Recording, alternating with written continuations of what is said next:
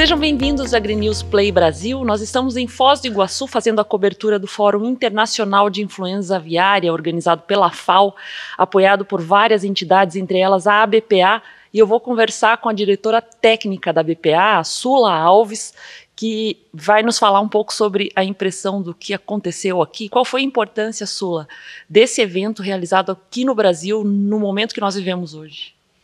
Priscila, foi um momento importante porque exatamente nós estamos recém saindo de uma crise, né? Nós passamos e lidamos muito bem com ela, mas foi o tema do momento. E muito mais oportuno, então, a gente fazer esse encontro com a FAO, que é uma organização intergovernamental, que tem esse papel da segurança alimentar, né? Falar um pouco sobre o acesso a alimentos e o Brasil como grande player, né? Produtor de carne de frango, produtor de ovos, de material genético avícola, que é um grande fornecedor de alimento. Então faz muito sentido o que foi discutido aqui.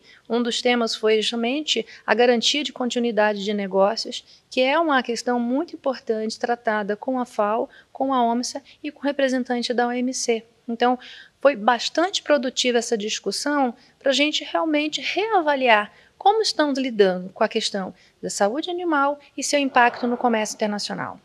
Sula, você, enquanto técnica, o Santin comentou e tem falado nos eventos a respeito da questão de não haver risco na comercialização da carne inspecionada. Você, enquanto técnica, qual que é a sua visão sobre isso? Achei a abordagem ótima do Ricardo, né? A gente trazer essas questões, Priscila, porque realmente a gente está falando sempre sobre por que a influenza aviária tem esse impacto todo, por que essa discussão toda ela é pertinente. Porque a gente está falando sobre uma doença de importância para o comércio internacional. Por quê? Porque aventa-se a possibilidade, né, de uma ocorrência, um país com foco de influenza aviária exportar seus produtos para um país ou outro que não tenha, levar o vírus por meio dos produtos, né? Mas o Ricardo fez a provocação, se a gente tem um sistema de produção com uma inspeção sanitária robusta, reconhecida por mais de 150 países, e outros países também têm um sistema de inspeção. Então, o que ele colocou é, numa situação em que você tem um sistema de inspeção funcionando, todas as garantias e controle da certificação dos produtos, que risco isso vai oferecer a mais que já não seja oferecido pelas aves migratórias, que são os principais disseminadores do vírus.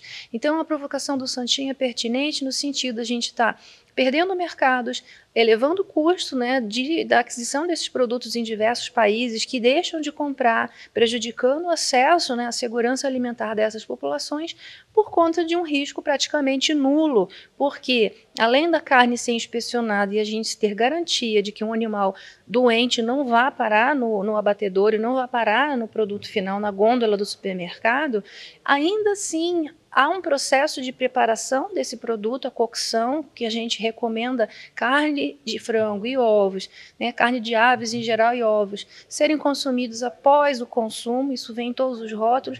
Esse risco, então, ele se anula porque há uma eliminação do vírus no processo de cocção, no processo de manipulação adequada do alimento. Então, o que nós estamos pregando, Priscila, é justamente o conceito mais da razoabilidade. Vamos trabalhar de maneira mais científica, de maneira embasada cientificamente, para que eu não venha a ter barreiras comerciais, né, disfarçadas de barreiras sanitárias e prejudicando a todos, né, porque a população, o consumidor, o empresariado, todo mundo que direto ou indiretamente vive desse comércio de carne, de aves, ovos e produtos avícolas em geral. Sula, a gente teve aqui, do que foi possível contabilizar, são mais de 30 países presentes, são autoridades, tem gente da iniciativa privada, dos órgãos públicos, trocando experiências com reuniões de trabalho, e o Brasil sempre foi mencionado como uma referência pela maneira como enfrentou o foco aqui no Brasil. Quais são as impressões que você leva desses 3 dias de evento?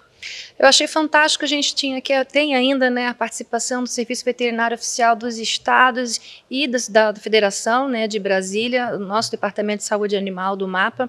Eu sou fã de carteirinha dos nossos inspetores porque eu sei a seriedade que é e o quão experiente eles são por tantas inspeções que a gente recebe, por tantas avaliações e auditorias, né?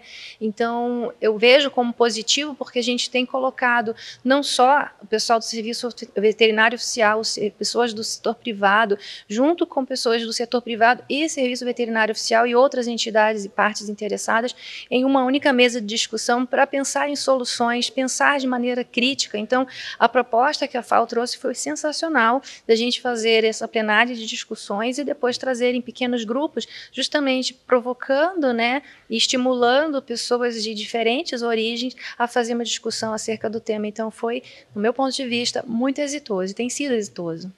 Eu ainda tomo a liberdade de dizer que sobre essa questão da troca de experiências foram apresentados exemplos de ação de outros países, mas eu imagino que eles levam daqui muita experiência. O que você vê do ponto de vista prático que pode sair desse evento daqui para frente? Alguma coisa diferente do que a gente já vinha fazendo? Olha, eu não posso dizer que a gente não tenha nunca nada diferente a aprender. Muito pelo contrário, ontem nós vimos aqui algumas apresentações de países com pouca expressividade de produção, trazendo algumas sugestões, inspirando a gente sobre a simplicidade mesmo, como, por exemplo, é comunicar a biosseguridade. Então, acho que a gente tem que estar realmente aberto, né, para ouvir, para aprender e talvez assim inspirar com novas práticas, com procedimentos às vezes simples, mas que a gente não pensou.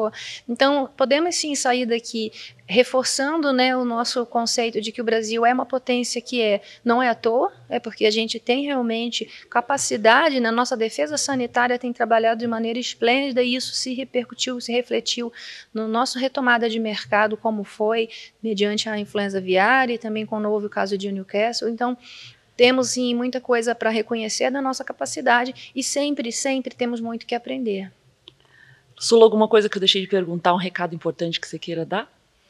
Priscila, acho que assim, né, nós estamos num evento de organizações intergovernamentais, muitas vezes a discussão toma um quê mais sofisticado, mas nós estamos falando de uma coisa muito simples, que é biosseguridade, que são boas práticas, né, que diz respeito a quem está ali no dia a dia de uma granja, é falar também de quem está na defesa sanitária, cuidando, né, dos aspectos que são regulamentados, cuidando das questões que a gente tem de comércio internacional. Temos aqui pessoas que são tanto, né, do setor privado também, como de outras organizações. De alguma forma, todo mundo faz parte disso todo. Então, dizer que a preocupação com a segurança alimentar, que eu vou trazer um pouco mais assim dessa fala agora, porque no final das contas nós estamos trabalhando para produzir alimentos, ela é e deve ser uma preocupação de todos, né? Muito obrigada, Sula. Parabéns pelo evento. Eu me sinto honrada de poder ter participado dessa experiência muito diferente para mim como jornalista. E você que está nos acompanhando, se inscreve no canal para acompanhar as melhores notícias do setor.